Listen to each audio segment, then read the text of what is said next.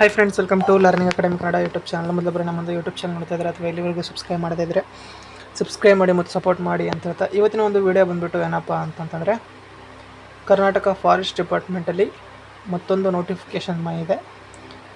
ಅದರ ಬಗ್ಗೆ ಸಂಪೂರ್ಣವಾದಂಥ ಮಾಹಿತಿಯನ್ನು ಈ ವಿಡಿಯೋದಲ್ಲಿ ನಿಮಗೆ ನೀಡ್ತಾ ಹೋಗ್ತೀನಿ. ಹಾಗಾಗಿ ವಿಡಿಯೋನ ಕೊನೆವರೆಗೂ ನೋಡಿದರೆ ಸಂಪೂರ್ಣವಾದಂಥ ಮಾಹಿತಿ ಇರುತ್ತದೆ. ಮತ್ತು ಈ ಒಂದು ನೋಟಿಫಿಕೇಷನ್ PDF ಏನೋ ಸರ್ಕಲ್ ವೈಸು ನೋಟಿಫಿಕೇಷನ್ಗಳು ಬಂದಿವೆ.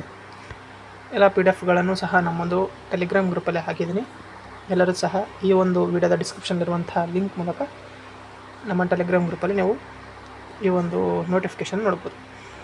ಮೊದಲಾಗಿ ನೀವು ನೋಡ್ಬೋದು ಏನಪ್ಪ ಅಂತಂತಂದರೆ,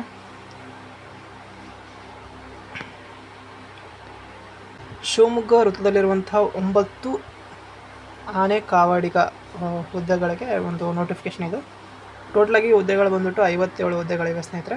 ಸರ್ಕಲ್ ವೈಸ್ ಬೇರೆ ಬೇರೆ ಇದೆ. ನಾನೀಗ ಒಂದು ನೋಟಿಫಿಕೇಷನನ್ನು ತೋರಿಸ್ತೀನಿ. ಓಕೆ, ಸೇಮ್ ಒಂದು ಸೆಲೆಕ್ಷನ್ ಪ್ರೊಸೆಸ್ ಇರುವ ಕಾರಣಕ್ಕಾಗಿ ಓಕೆ, ನೀವು ಆನ್ಲೈನ್ ಅರ್ಜಿಯನ್ನು ಸಲ್ಲಿಸಬೇಕು ಅಂತಂತಂದರೆ ಇದಕ್ಕೆ ಬಂದುಬಿಟ್ಟು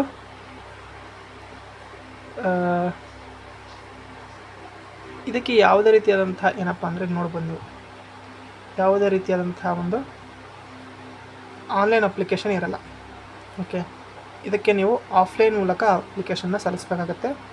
ಇದರ ಒಂದು ಏನಪ್ಪ ಅಂದರೆ ಫಾರ್ಮು ಸಹ ನಮ್ಮೊಂದು ಟೆಲಿಗ್ರಾಮ್ ಗ್ರೂಪಲ್ಲಿ ಹಾಕ್ತೀನಿ. ಅದನ್ನು ಡೌನ್ಲೋಡ್ ಮಾಡಿಕೊಂಡು ನೀವು ಯಾವಾಗಿದ್ದ ಅಂತಂದರೆ 5/8/2026 4/9/2026 ಒಳಗಾಗಿ ನೀವು ಯಾವ ಸರ್ಕಲ್ಗೆ ಹಾಕ್ತಿರೋ ಆ ಸರ್ಕಲ್ನ ಒಂದು ಅಡ್ರೆಸ್ಗೆ ಕಳಿಸ್ಬೇಕಾಗುತ್ತೆ. ಓಕೆ, ಇಲ್ಲಿ ಕೊಟ್ಟಿದ್ದಾರೆ ನೋಡಿ.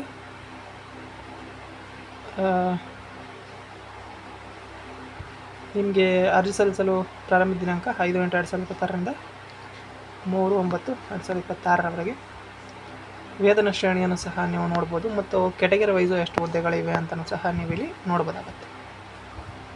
ಓಕೆ,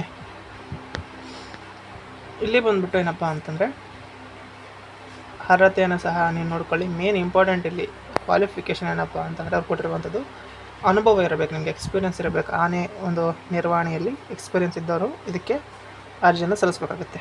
ಎಲ್ಲರೂ ಸಹ ಅರ್ಜಿ ಸಲ್ಲಿಸೋದಕ್ಕೆ ಆಗಲ್ಲ. ಓಕೆ, ನಿಮಗೇನಾದರೂ ಎಕ್ಸ್ಪೀರಿಯೆನ್ಸ್ ಇತ್ತು ಅಂತಂದರೆ ನೀವು ಖಂಡಿತವಾಗಿಯೂ ಅರ್ಜಿಯನ್ನು ಸಲ್ಲಿಸ್ಬೋದಾಗತ್ತೆ.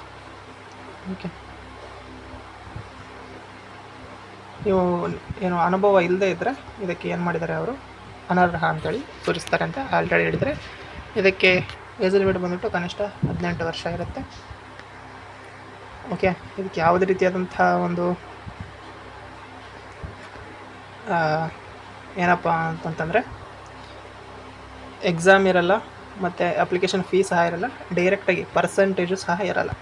ಯಾರೆಲ್ಲ ಅಪ್ಲಿಕೇಶನ್ ಹಾಕಿರ್ತೀರೋ ಅವರೆಲ್ಲರಿಗೂ ಸಹ ನಿಮ್ಮನ್ನು ಇಂಟರ್ವ್ಯೂ ಆಧಾರದ ಮೇಲೆ ಸೆಲೆಕ್ಷನ್ ಮಾಡ್ತಾರೆ. ಇಂಟರ್ವ್ಯೂ ಮತ್ತು ಅಲ್ಲಿ ಎಕ್ಸಾಮ್ ಮಾಡ್ತಾರೆ.